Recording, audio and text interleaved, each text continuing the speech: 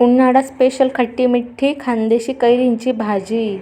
चला मंडळी, मग आपण सुरुवात करूया। एक कैरी घेतली मी मध्यम आकाराची, तिला चांगली स्वच्छ धुवून घेतली आहे आणि त्यानंतर ह्या कैरीचे मी याप्रमाणे कापा करून घेतलेल्या आहेत, छोटी छोटी फोडी कापून घेतल्या आहेत। त्यानंतर मी घेतलं आहे अर्धी वाटी गूळ, त्यानंतर घेतलं आहे लसूण, मोहरी, हळद, गरम मसाला आणि लाल तिखट। एकदम कमी सामानामध्ये आपण भाजी बनवणार आहे। चला मग सुरुवात करू। नंतर मी यामध्ये एक पडीत तेल टाकून घेतलेलं आहे। त्यानंतर यात मोहरी घातली, त्यानंतर लसूण घातला आहे, त्याला मस्त ब्राऊन होऊ द्यायचं आहे आपल्याला। त्यानंतर याच्यामध्ये आपण जेवढे आपल्याकडे मसाले आहेत तुम्हाला दाखवले त्याप्रमाणे ते ॲड करून घेतले आहेत। जर तुमच्याकडे बडीशोप असेल, धणे असतील ते पण तुम्ही टाकू शकता, जिरं वगैरे, त्याच्याने पण टेस्ट छान येते। त्यानंतर मी यामध्ये थोडे मेथीचे दाणे पण ॲड करून घेतले आहेत। नंतर यामध्ये आपण कैरीचे कापा टाकून चांगले परतवून घेणार आहेत। 2 ते 3 मिनटं आपल्याला छानसं परतून घ्यायचं याच्यामध्ये। जर तुम्हाला हळद कमी वाटत असेल तर तुम्ही तुमच्या चवीनुसार हळद आणि मीठ यामध्ये घालू शकतात।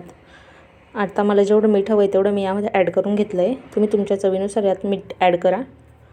त्यानंतर अर्धा कप पाणी घातले मी यामध्ये, म्हणजे जेणेकरून ते कैरी आहे ते प्रॉपर शिजेल। याप्रमाणे नंतर आपल्याला परतवून घ्यायचं आहे।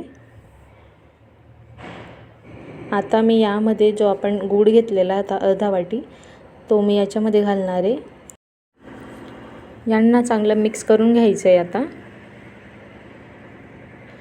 तुम्ही तुमच्या चवीनुसार गूळ कमी जास्त करू शकतात, आणि जर तुमच्याकडे गूळ नसेल तर तुम्ही साखर पण यात ॲड करू शकता।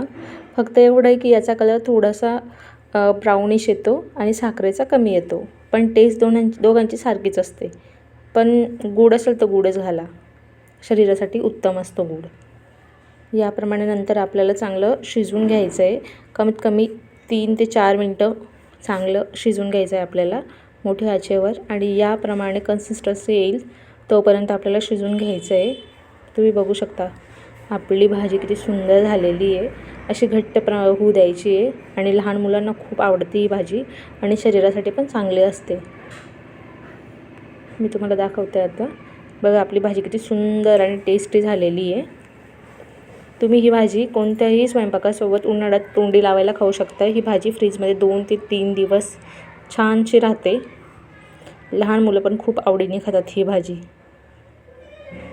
चला मग मंडळी, तुम्हाला भाजी कशी वाटली मला कमेंटमध्ये नक्की सांगा, आणि आपल्या चॅनलला सबस्क्राईब आणि लाईक करा। थँक्यू।